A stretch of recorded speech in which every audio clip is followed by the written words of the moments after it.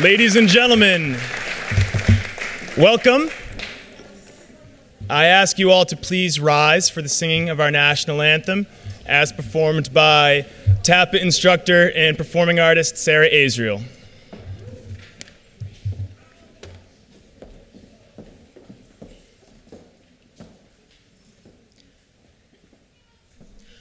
Oh, say, can you see by the dawn's early light what so proudly we hailed at the twilight's last gleaming, whose broad stripes and bright stars through the perilous fight o'er the ramparts we watched were so gallantly streaming, and the rocket's red glare, the bombs bursting in air, gave proof through the night that our flag was still there. Oh, say does that star-spangled banner yet wave o'er the land of the free and the home of the brave.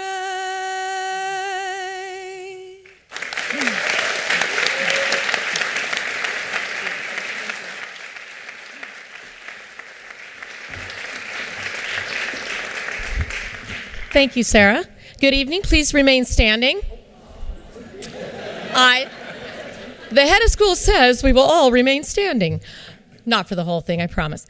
I would like to introduce Liana Rodriguez and Abe Vargas, our salutatorians. Liana will be reciting the Pledge of Allegiance with you, and Abe Vargas and our students will be reciting the TAPA Pledge. Oh, we're supposed to do that too? Oh. I didn't know, I'm sorry. I'm first. I pledge allegiance to the flag of the United States of America and to the republic for which it stands, one nation, under God, indivisible, with liberty and justice for all. All right, now I will be reciting the TAPA Pledge. Here we go. As a student at TAPA, I welcome this day, knowing it is mine to use or waste. I will celebrate this day to its fullest. It will never be mine again. Today I will be honest and fair and responsible for what I say and do.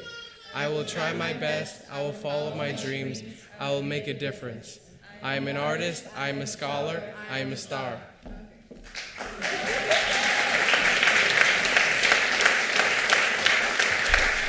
Now you may be seated. Thank you so much.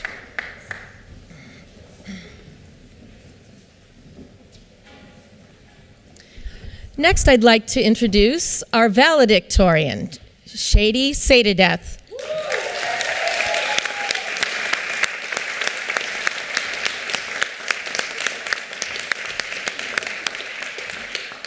Had a malfunction with my cap here. I was just like too excited. So, all right. So, this is great. How you guys doing tonight? All right, good evening, guys, and welcome to TAPA's first high school graduation. Let's give a round of applause.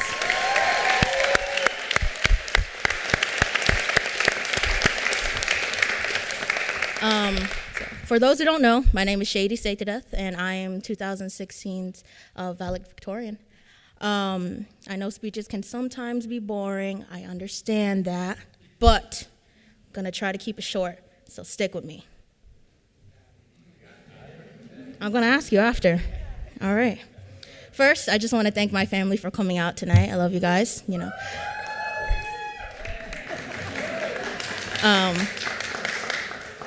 And I also want to give a shout out to the friends who were there in times of need. You know who you are. I'm not going to list them. So, this is it. 6 years later, and this is where we're at. And it's weird because our journey didn't start as freshmen, like normal people, you know. We started as 7th graders.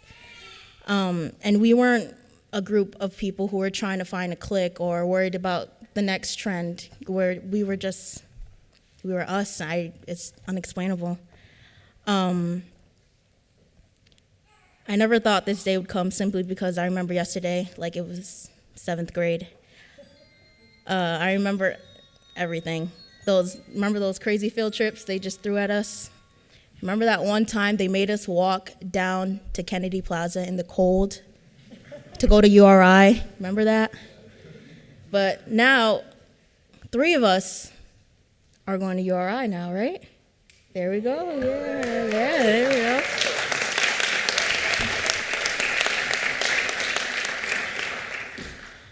And what I mostly remember is the last day of school in 7th grade. And at this current moment, those feelings are starting to emerge because the year I met this group of people is like a new family. That's what I describe it as. I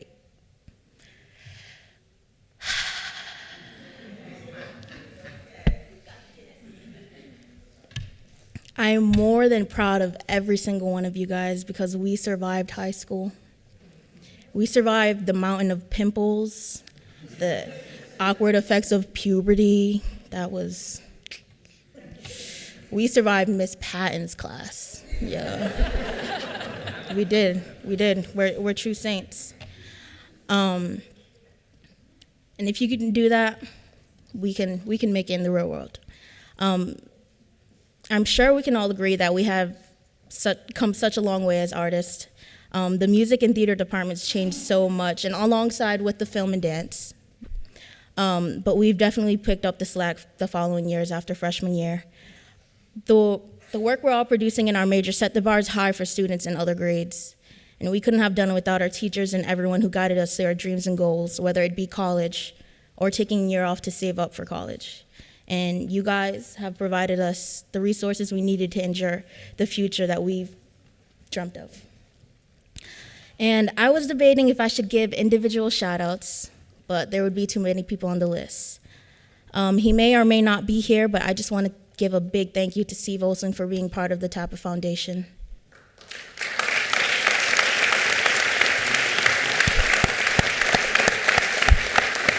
And alongside Steve stood the original board members, the people who stood us in the shadows and watched us grow.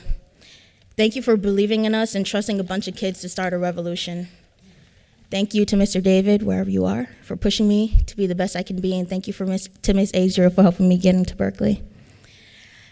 Thank you for Miss Bryant, overall, just for helping us all get into college or an alternative. We truly couldn't have done it without you. What we have at our hands right now is an experience that no other high school senior will ever get. There will be no teacher or staff member that will care for you as much as the ones did at TAPA. Don't forget that, okay? There will be no more extension for due dates or raising hands to go to the bathroom because we're in the real world now. I think the word for it is like being an adult or something like that. I'm not sure. I don't know. It'll come later in the future. But there's no more room for making mistakes anymore. It's time to put all of our high school years to the test. And the one thing I want everyone to remember from today is that you're in control of your own life. And only you have the power to change it, no one else. Be patient with yourself, be patient with others. We're going to change the world, the things we have planned, and the future is ours. Congratulations, class of 2016, we made it.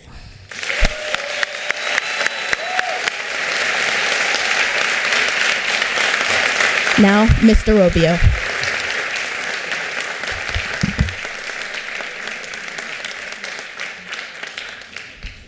Thank you, Chady. I really appreciate it. For those of you who I haven't met yet, I'm sure I will, my name is Nancy DeRobio, and I am the head of school. This has been quite a journey with these students. I've had them for the last 3 years. I've known them as 10th, 11th, and 12th graders, and they came in with a great foundation. So I would like to say a few words to you. Success is to live your life with integrity and not to give in to peer pressure to try to be something that you're not. Follow your passion. Stay true to yourself. Never follow someone else's path unless you're in the woods and you're lost and you see a path. Then by all means, you should follow that. Okay? That's the common sense part. As the first graduating class, you have blazed the way for the classes to follow. We hope that you will be back to mentor and share your experiences. This will not only help your fellow TAPA artist scholars, more importantly, it will help the adults who have worked with you in the past years. For all of my dreamers, I say be present, follow your intuition, and use the skills that you have learned at TAPA. As I often say to many of you, though, I do believe that you must have dreams for dreams to come true. So I do want you to follow those dreams that I know that you have, and Chady spoke of. Bravo, I am proud of you. Your ensemble will always be here for you, and we look forward to learning from you. Congratulations to the class of 2016.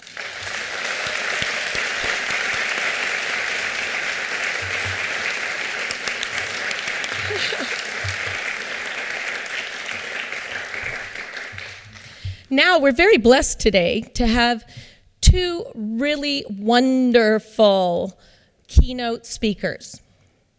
Our keynote speakers both are here and have had a lot of influence on our state here in Rhode Island, but also around the world. With us, we have Rose Weaver. She is a singer, an actor, a playwright, and we're lucky to have her as a board member. In the 1970s, she pretty much owned this town, big time, star at Trinity Rep, and had her own TV show. She is a practicing industry artist and absolutely phenomenal friend. I am so blessed to know her. I can't wait to hear what she has to tell us. Our second, her partner in crime today, is Len Cabral. He is an amazing, award-winning, internationally acclaimed storyteller, enchanting audiences since 1976. And I read on his website, and I really felt that it kind of said it all to me. He's gifted at weaving words and connecting cultures. So please welcome Len Cabral and Rose Weaver.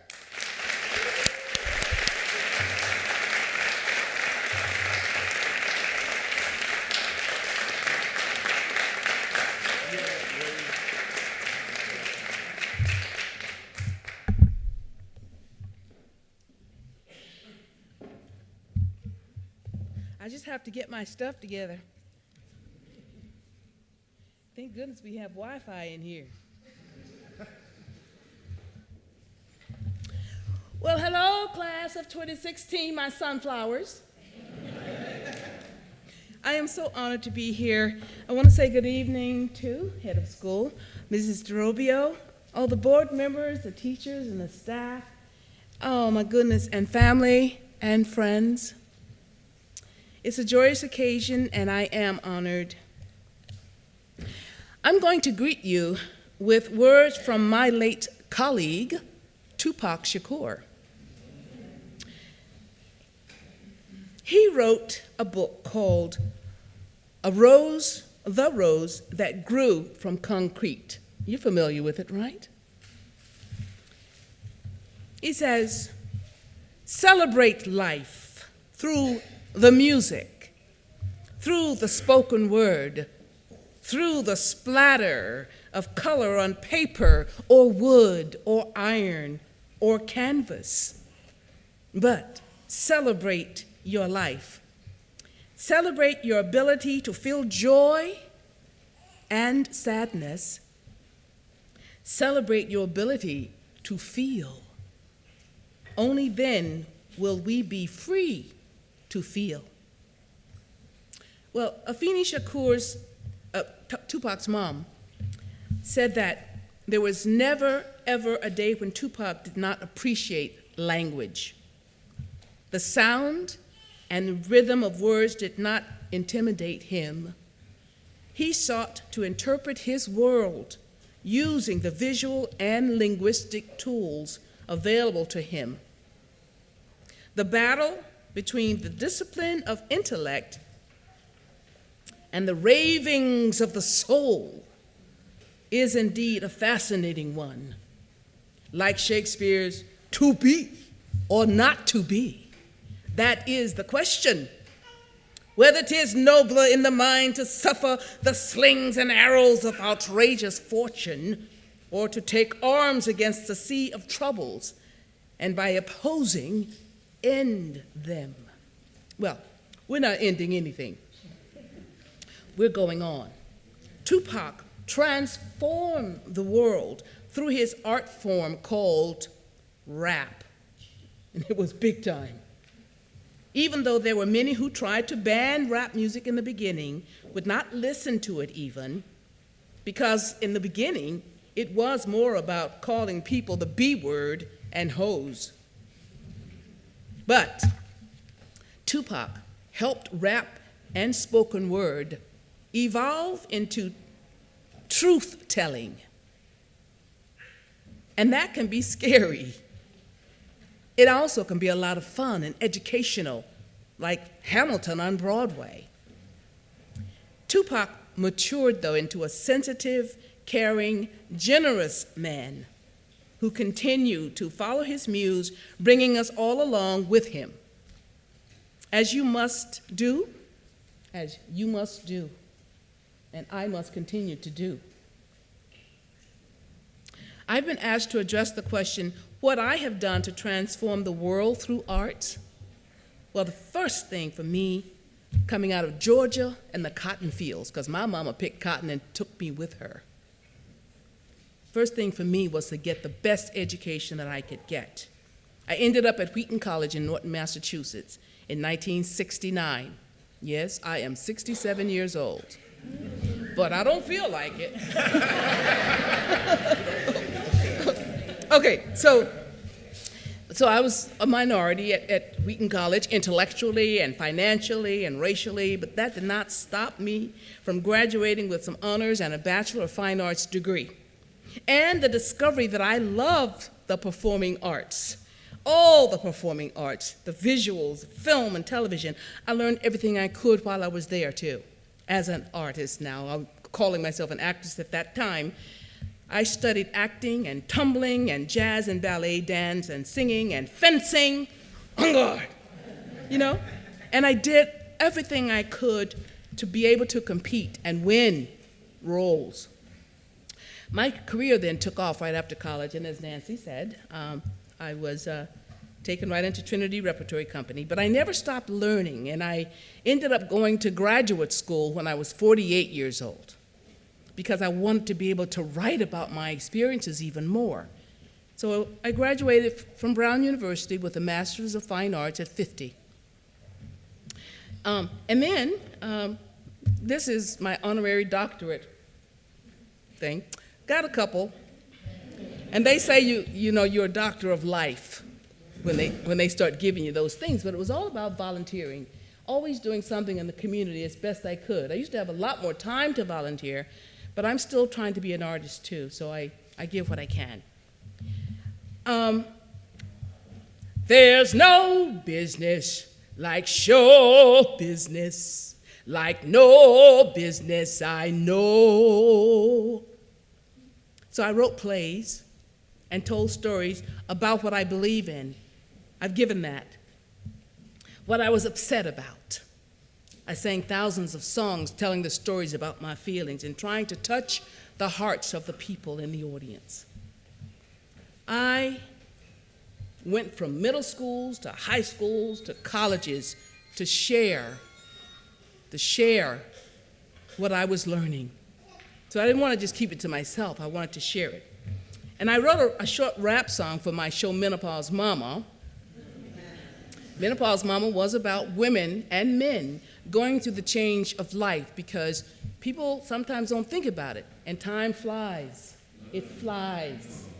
I lost my son 3 years ago to cancer. Who would ever think that a mother was going to lose her child before her or him? But that happened. So I realized that we have to take advantage of every moment. So I wrote this song about going through the change of life because we're all going to get there. And I based it on the fact that I had had great conversations with Tupac Shakur when we did the movie Poetic Justice. I thought, I can do a little rap in my show. Why not? So I'm going to share it with you. Let's see. Okay.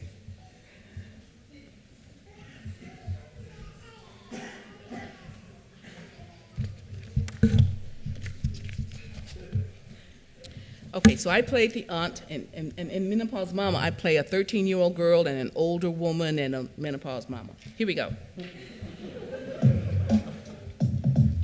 Yo! Listen up to your mama in her drama about the change. I'm feeling like an arrow taking aim. Some think I'm going crazy, yeah, acting insane. Well, damn right, I got an attitude, but let me explain. I said, who decided the rules to diss my clock? To say I gotta keep ticking when I wants to talk? To say growing old is ugly and sad? To throw me away like trash like I just been had? Wow. Hey. They say about 40 our best life begins, but some dimwits won't let us win. To be women now, wise and strong, and lifting us up where we belong. Well, I'm 54 now, and on another stage, it's me writing chapters for my next page. You men and you women, listen up and take note. This sister's not crazy, she's got a new coat.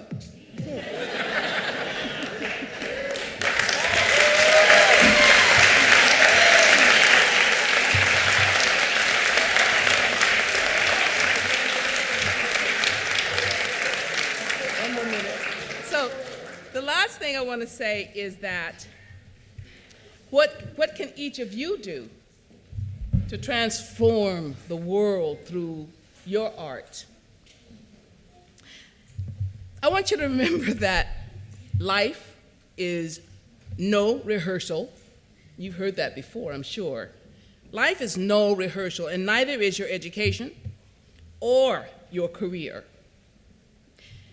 I want you to go out and learn as much as you can, and then some. Prepare and gain the ability to compete and win. Whatever you want to be, you can become. No excuses, none of this, oh, I can't. Be kind to everyone. There's a book called The 4 Agreements. It says, be impeccable with your word.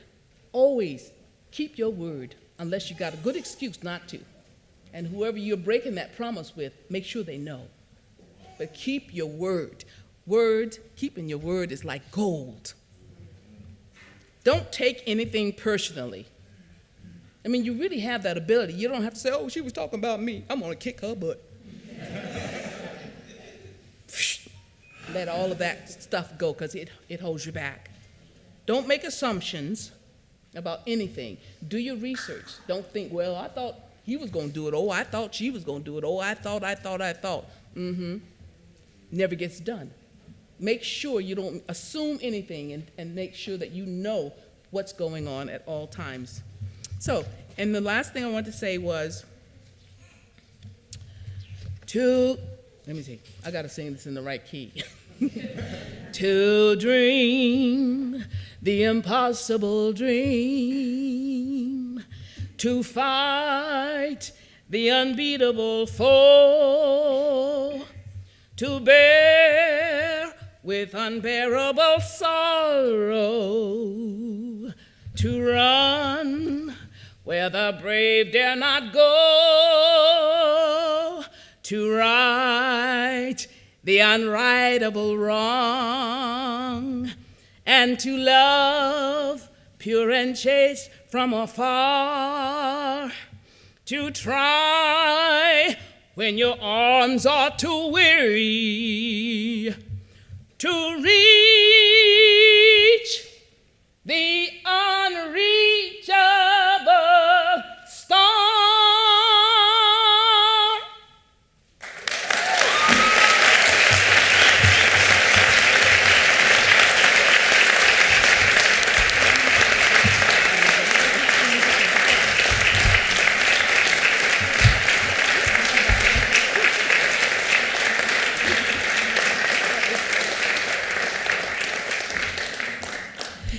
And now, Len Cabral.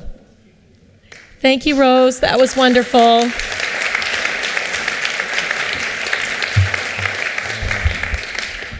Good evening. Good evening. And good evening to you, my graduates. I'm really proud, I'm really honored to be asked to be a speaker here. I want to thank the board and the teachers of these young people and you parents who they didn't get here alone. And my mom always says, if a child does something good, she says, apple doesn't fall far from the tree. If a child does something bad, she says, apple doesn't fall far from the tree. And by looking at these graduates, they didn't fall far from the tree. So I'm a storyteller. I started thinking about this transforming the world through the arts. And I started back in the 70s. I was working with young people doing creative drama with children, young children, doing creative dramatics. And I thought I could transfer them, and I was hoping to help transform them, but it actually transformed me. And I got involved more with the arts, and I did a lot of children's theater, and now I'm a storyteller. I travel internationally. And I think back about the voices that I grew up with. I'm second generation Cape Verdean. My grandparents came here from the Cape Verde Islands. And I grew up in a community here in Rhode Island where all my neighbors, my friends, they were from Bulgaria, they were from Armenia, they were Italian, they were French. And when I went to their houses, they spoke, their grandparents who came over here, as my grandparents did, they spoke Armenian over here, they cooked shish kebab here, they spoke Bulgarian over here, Italian over here, and the smells of the food that people cooked. And all their grandparents would always say, in the old country, we did it this way. In the old country, we did it. I thought for the longest time the old country was the place where all these old people came from. Thank God for geography, I tell you. But I learned a lot about diversity and how important it is to listen to the stories of the elders and remember those stories, because those stories are going to see you through. Those stories connect you to a community, they connect you to a family. And when stuff hits the fan, you may have friends, but when stuff hits the fan, it's your family that's going to come to your aid. And so finding those stories and listening, taking the time to listen to the stories of your grandparents and your parents. Because, my friends, you also have an important job for them. Because as people get older and their memories start failing them, it's you who are going to help them regain that memory by saying, hey, Mamai, Papa, you remember you told me the story about this, your first job, you told me this story, and your grandparents would go, oh yeah, or your parents would say, oh yeah, I remember that, and this is what happened. And so you also have a place in the health care of your family and the community. I grew up, I was influenced by, of course, my parents and my immediate family, but I was also influenced by actors and storytellers, Dick Gregory. I was influenced by Red Skelton. I was influenced by Richard Pryor. I was influenced by Lenny Bruce. I was influenced by Malcolm X and Martin Luther King, and of course, Muhammad Ali. And so by listening to these stories, the stories that they told, I carry that with me today. And so stories are very, very important. And I know that you have experienced the arts, and some of you may go out into the world and become artists, musicians, writers, but whatever you're thinking of doing, you already have found your voice.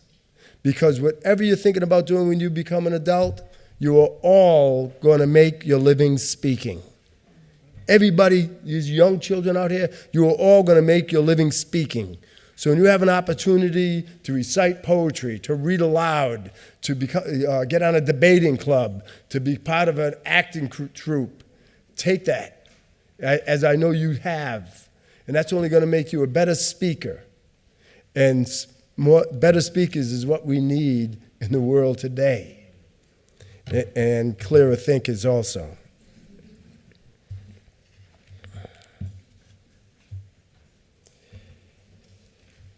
Be patient with others. Be patient with those who doubt you. Because there are many people who don't know the value that artists bring to a community.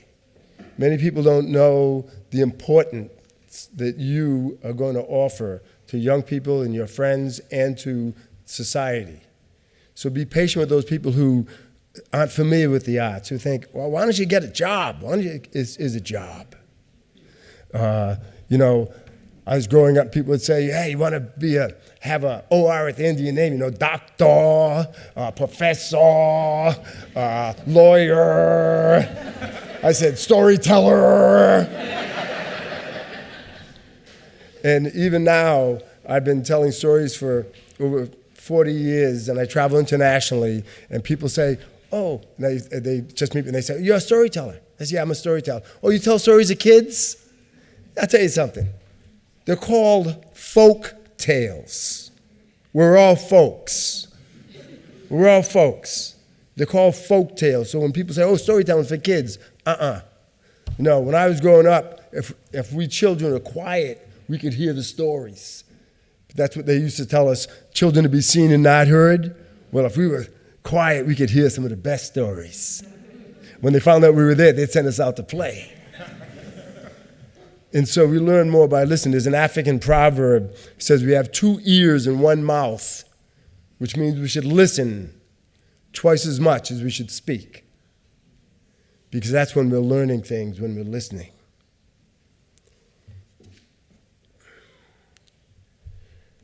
Rose touched on this about kindness. We all need to err on the side of kindness, as well as being patient, but we need to err on the side of kindness, and it'll come back to you. And listen to the stories of the people that you meet, and share your stories, because you have to tell your stories, because someone else will tell it if you don't. And being a good listener will help you, when the roads gets rough, being a good listener, you'd be surprised how much wisdom comes from your family, from the elders in your family, the wisdom. And you might think, well, I'm a little busy now, I want to go play some ball, I want to play this. Well, listen, if you're in a room with your grandmother or your grandfather, I know a lot of young people play those video games. Well, listen, if you're in a room with your elders, put that away. You can always do that. You can always do that. But you won't always be able to talk to your grandmother, your grandfather, your dad, and your mom. Life is quick. Life is quick, and there's no guarantees. So take that time and get that wisdom from the elders that have raised you. I thought what I'd like to do is finish up with a story. Be inquisitive, my friends. Be inquisitive. Ask questions. Be inquisitive. This is a story about two frogs. This is a sign for frogs. You know that expression, you got a frog in your throat? That's what that, this is a frog, and this is a sign for frog. Once, there were two frogs. They were curious frogs. They lived in a pond. There was a young frog and an old frog. They were curious frogs. They looked across that pond. They saw a field. Well, they were curious frogs, so they swam across that pond. They got onto that field. They were looking all around because they were curious frogs. And they hopped across that field. They saw a farm. They saw a barn. Well, they were curious frogs, so they hopped over to that barn. They were looking all around because they were curious frogs. And they hopped into that barn. They were looking all around. They hopped up on a post, and they looked down, and they saw a cow. And right beneath that cow, they saw a pail full of fresh milk. Now, those frogs, they never saw milk before. They didn't know what milk was, but they were curious. So that young frog and that old frog hopped off that post and landed on the edge of the pail. And they were just studying up on that milk. Just studying up on that milk. Because they were curious frogs. When all of a sudden that cow wagged its tail. And its tail hit the post. It frightened those two frogs. That young frog, that old frog went blip, blip, right in a pail of milk. Now, the young frog was frightened. The young frog was scared. The young frog started crying. We're going to drown. We're going to drown. We're going to drown. The old frog said, be cool, be cool, be cool. Let me think, let me think, let me think. Dop, dop, dop, dop. Kick your legs and kick your arms. Keep kicking, kick, kick, kick. And the young frog started kicking his legs and kicking his arm. And the old frog was kicking his legs and kicking his arm. The young frog said, I'm scared, I'm scared. The old frog said, hold on, we got to do it somehow or other. We have to have faith. We have to hang tough. We have to think of options, alternatives, other ways. We have to hold on. What did he say? Hold on. Keep kicking. We got to do it somehow or other. I don't know how we got to do this. We have to have faith. We have to hang tough. We have to think of options, alternatives, other ways. We have to hold on. I don't know. Maybe the cow will drop its tail down the pail. We'll climb up its tail and get out. I don't know. Just hold on. Just keep kicking. We got to do it somehow. I don't know how we get out of this. We have to have faith. We have to hang tough. We have to think of options, alternatives, other ways. We have to maybe the farmer will come in, spill out the milk. We'll get out that way. I don't know. Just keep kicking. And the young frog was kicking, and the old frog was kicking, and the young frog, whoop, and the old frog, whoop. They were completely exhausted. But they didn't, and they stopped. But they didn't sink. You see, all that kicking and treading turned that milk into butter. It was still soft, but it was just hard enough for them to get some leverage. And they sprang themselves out of that pail, hopped across that field, and went hip hop, hip hop, hip hop, hip hop, back across that field, back to that pond. And just like that old frog inspired that young frog to hang tough, just like that old frog inspired that young frog to think of options and alternatives and other ways, just like that old frog did that, you older brothers and you older sisters and we adults have to reach back, grab a hold of them youngins, and say, hold on. What you gonna say? Hold on. Yes, sir. Thank you.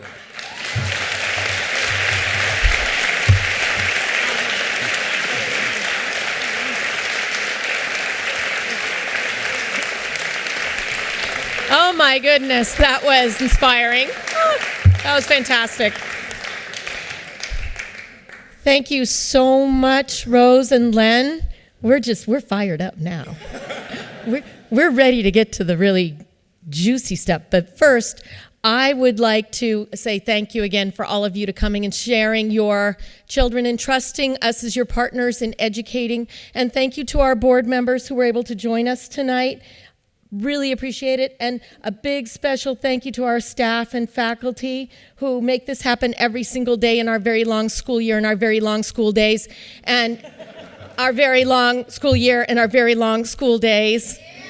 Okay, so with our uniforms, and we look so professional and wonderful. We're ready to hold on. Okay. All right. Okay. So next I'd like to introduce the advisors to these wonderful young people, young adults, ready to go out into the world. We have Liz Richards-Hagnauer, our Dean of School Culture and Assistant Head of School. And I'm asking, and Andy McManus.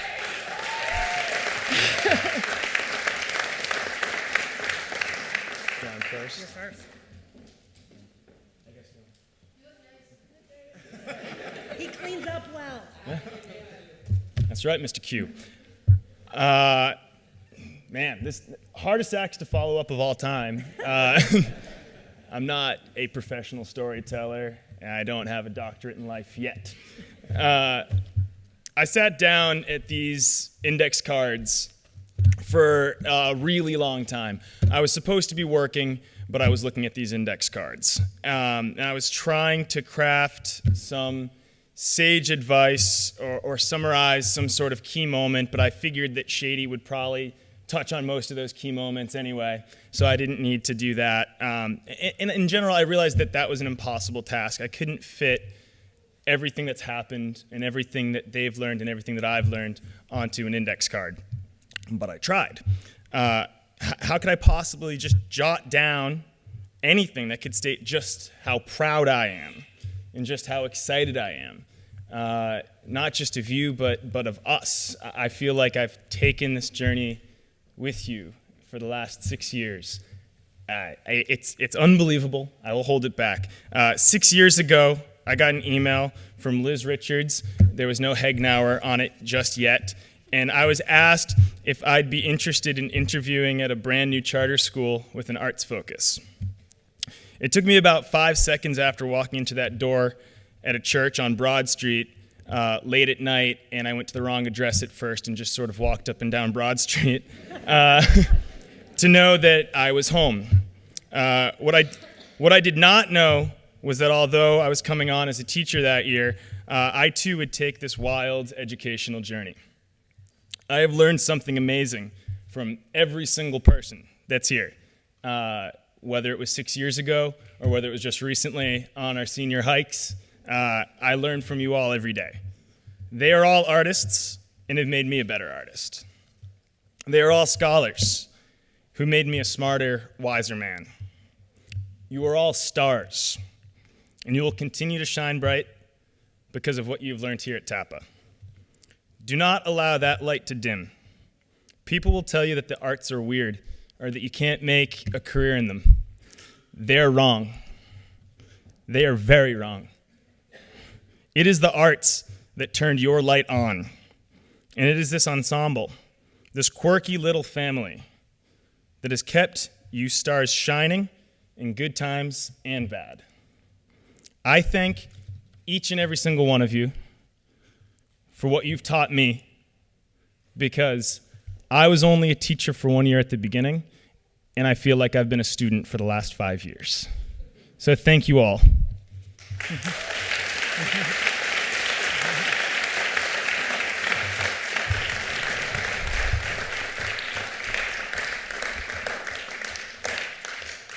So those of you in the audience are going to have to forgive my profile, but this is for you guys. It is the most wonderful and most terrible thing in the world that this time you're going away and you're not coming back. That's never happened. Not ever have we had to say goodbye in June at the end of our very long school year and our very long school days in our uniforms. Have we had to say goodbye and meant anything other than in 6 weeks, our very long school year starts up again. It'll be twice as hot in the building. We've never had to say that. I've always said goodbye and known that you would be back. And this year, this moment, we are saying goodbye. And next year, on that first day of school, I will be there, and Mr. Mack will be there, and these wonderful people will be there, and you will not. And that is wonderful, and that breaks my heart. One of the things I said to my advisory on one of the last days was that I am not a betting woman, but that I would bet on them. And I'm going to expand that to all of you. I would bet on you. So when Shady mentioned those weird field trips we used to go on when we went on like really weird field trips, some of you may remember piling like 15 of you into my Volvo and we went to see the Hunger Games in the middle of the school day because literature? And in the Hunger Games they say, and it's ironic, may the odds ever be in your favor. And I look at the group of you, and a statistician would tell me that the odds were not in your favor. What they say, and you know this better than I, about low-income kids of color in urban schools is that you don't bet on them, that the odds are not in their favor, that the chances are not good. And at every turn, you have proven them wrong.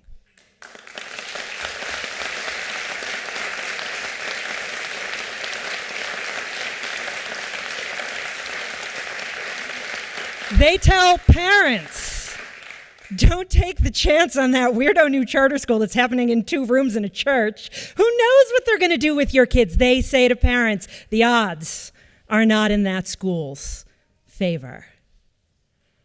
I have not seen the world through your eyes these 6 years, but I have seen it through mine. And I have watched you overcome things that would fell a lesser person. There is not one of you sitting in front of me today who has not had to fight to be here on this stage. You have had to fight society's expectations of you. You've had to fight what people say the arts are. You've had to fight sometimes against your very selves to be here. But you have fought and you have won. And so I say, as you go off, some of you to college, some to the military, some to go train to be yoga instructors, some to work jobs, that the odds may still not be in your favor. But what you have proved to all of us and to all of you over the past 6 years is that you are going to beat those odds. And I am not a betting woman, but my bet is on you. Thank you.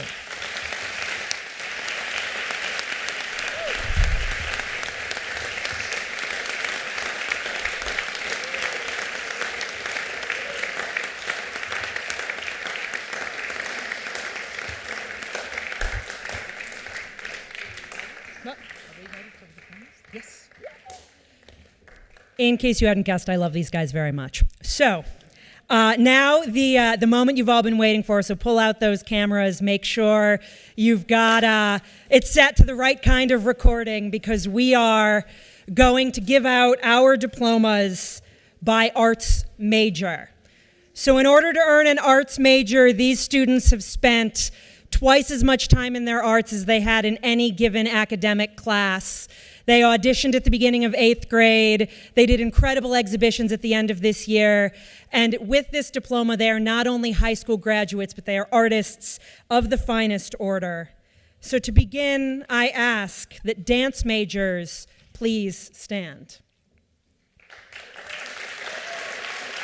Our first diploma goes to Tatiana Cepeda.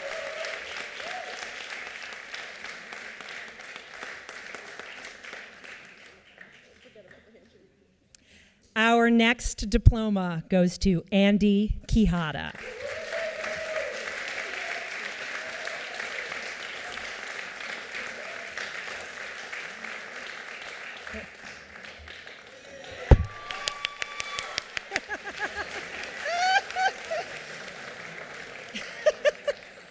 Film majors, please stand.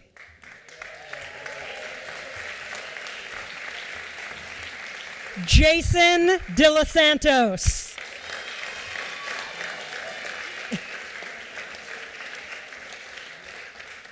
Jamelvid Jimenez. Jason, this way. Brian Mendoza.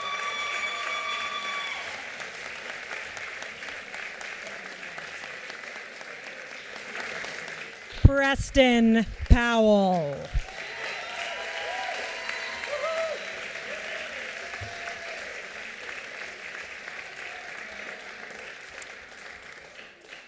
Juan Ramirez.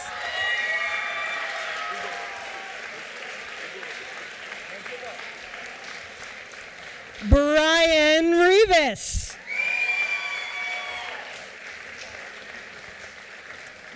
Liana Rodriguez.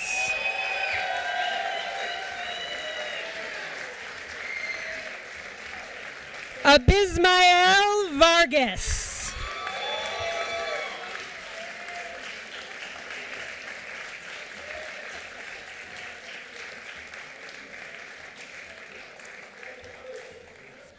Music majors, please stand. Jamie Cepeda.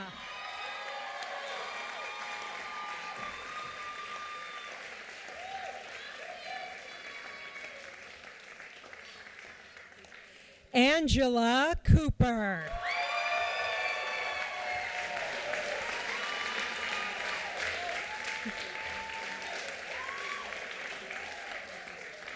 John Gabriel.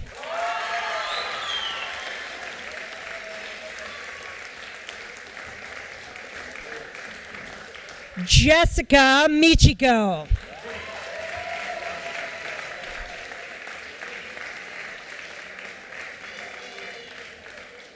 Rashawn Norman.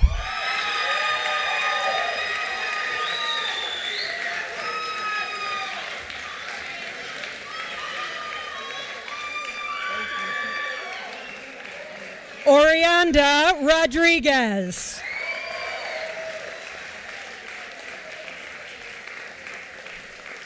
Alexander Santiago.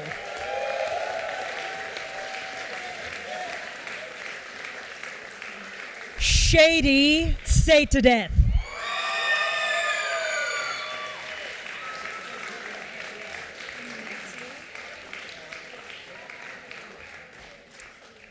And Tima Garpu.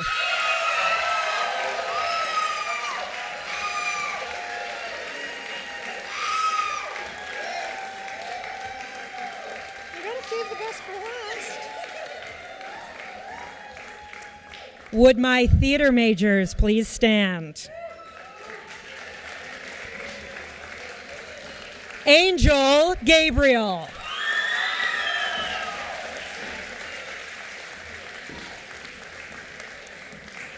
Dinasia Hughes.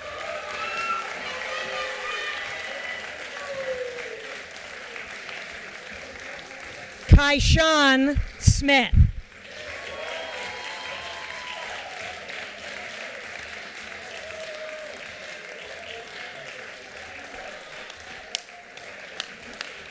All right, while the last of them are still making their laps, can I have one final round of applause for our class of 2016 theater, film, music, and dance majors, TAPA's first graduating class.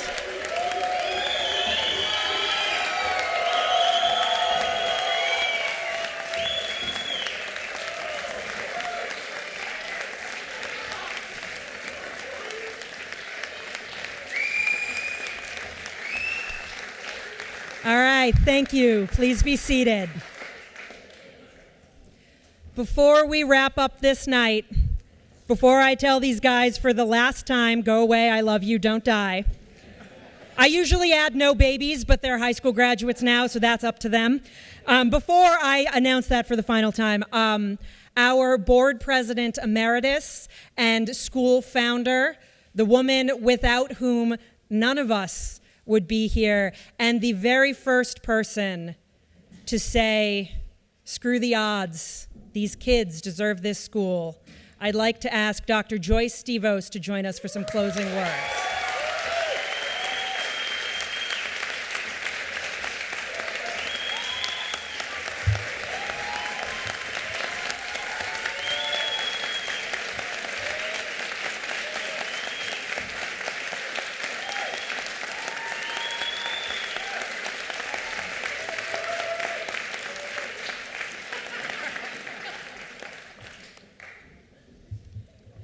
Thank you. Thank you. This is such a big day. It's a big moment. And I want you to all know that one person can make a difference in what we want to do. We made a difference for you, for all of you. The Trinity Academy for the Performing Arts Charter School exists because a group of concerned people wanted to provide an alternative educational opportunity for youth living in Providence. They dreamed that this education would be academically rigorous and offer many opportunities in the performing arts, an area that had been seriously curtailed in the traditional schools, but was thought to be so much a part of the culture of the student population. We believe so strongly that the arts were essential in engaging youth in education. We propose that the academics and the arts be integrated and be equally important. You are the inaugural class, and 6 years after the school opened, your graduation today proves the efficacy of the philosophy of the school. As I have observed and watched you mature over the years, you have made a dream become a reality. The dream of a small community in which the members accept and support one another, cheer and rejoice in one another's success. Present yourselves with confidence and intelligently to the larger community, and have an appreciation of the importance of the art in our lives. As you go forward in the world and make your own life dreams a reality, I hope that the foundation you received here sustains you in meeting the challenges of life. Dream big. Plan to fulfill your dreams. Collaborate with others. Be persistent and open. Listen, focus, and enjoy the ride. My life is richer from knowing you. The lives of the board are richer from knowing you. We all wish the best for all of you. Now stand up, everybody. Move your tassels to the left. Congratulations, graduates of the Trinity Academy for the Performing Arts Charter School.